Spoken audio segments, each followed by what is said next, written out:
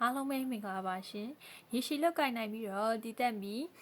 ဝင်ငွေရစေနိုင်မယ် project တစ်ခုကိုရှာနေပါသလားဒါဆိုရင်တော့ကျွန်တော်တို့က AO234 agent နဲ့ blogger များကိုခေါ်ယူနေရပဲဖြစ်ပါရဲ့ရှင်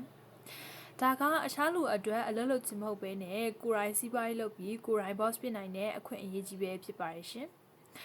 ဒါဒီရဲ့အကျိုးကျေးဇူးတွေအနေနဲ့ကကြတော့နံပါတ်1တစ်ချက်ကစားသမားများလေးတင့်ဝင်ငွေတိုးလေးပဲဖြစ်ပါရဲ့ရှင်နံပါတ်2တစ်ချက်တင်ဖိတ်ခေါ်ထားတဲ့ customer ကဂိမ်းစတင်ကစားပြီဆိုတာနဲ့တင်က agent အဖြစ် commission ကိုချက်ချင်းရရှိမှာဖြစ်ပါတယ်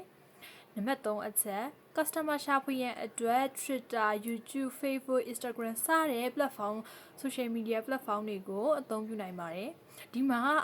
နောက်တစ်ခုကအရေးကြီးတဲ့အချက်ကဘာလဲဆိုတော့တင်ရဲ့ကိုယ်ပိုင် agent link ကိုအသုံးပြုရမှာပဲဖြစ်ပါရဲ့ရှင်နံပါတ်4အချက်တင်မှာတင်ရဲ့ customer တွေများလာလေတင်ရဲ့ဝင်ငွေတွေတိုးလာလေပဲဖြစ်ပါတယ်နံပါတ်5အချက်တင်ရဲ့ဝင်ငွေကိုချက်ချင်းရရှိနိုင်ပြီးတော့မှအချိန်မရွေးထုတ်ယူနိုင်ပါတယ်ရှင်agent တဦးချင်းစီတိုင်းကို one to one support ပေးပြီးတော့မှလက်တွဲခေါ်သွားပြီးတော့မှတင်ကြားပြသပေးမှာဖြစ်ပါရဲ့ရှင်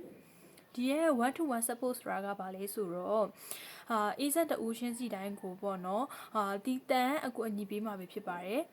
အဖွဲ့လိုက်တင်စားပေးတင်ပေးတာမျိုးမဟုတ်ဘဲနဲ့တယောက်ချင်းစီကိုမတိတာတွေကိုတိုက်ရိုက်ရှင်းပြပေးမှာပဲဖြစ်ပါတယ်ဘာတွေကိုရှင်းပြပေးမှာလဲဆိုတော့နံပါတ်1ကကြတော့အကောင့်ဖွင့်တဲ့နည်းတွေကိုတင်စားပြသပေးမှာပါ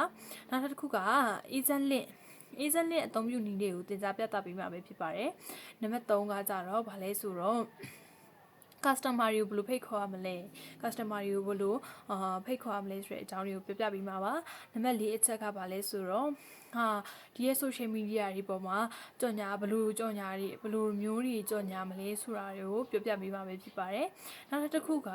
ဝင်ငွေတွေ commission တွေကိုဘယ်လိုရနိုင်လဲဆိုတာကိုလက်တွေ့လုပ်ပြပြီးလိုက်လုပ်နိုင်အောင်တင်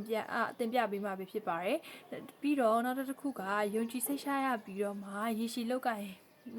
ယုံကြည်စိတ်ချရပြီပေါ့နော်ရေရှည်လောက်ကင်မှုနဲ့ရေရှည်ဝင်ဝင်ရနိုင်မယ်ဝင်ဆက်ဆံရေးပဲဖြစ်ပါတယ်ဒါကဒီရဲ့ဟာဘာကိုပြောချင်တာလဲဆိုတော့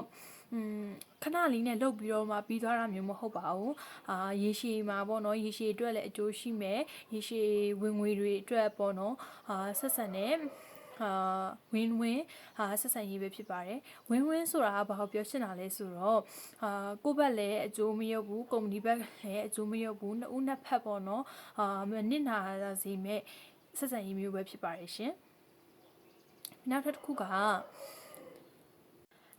ကအချင်းချုပ်ပြောမယ်ဆိုလို့ရှိရင်ယုံကြည်မှုကိုအခြေခံပြီးတော့မှ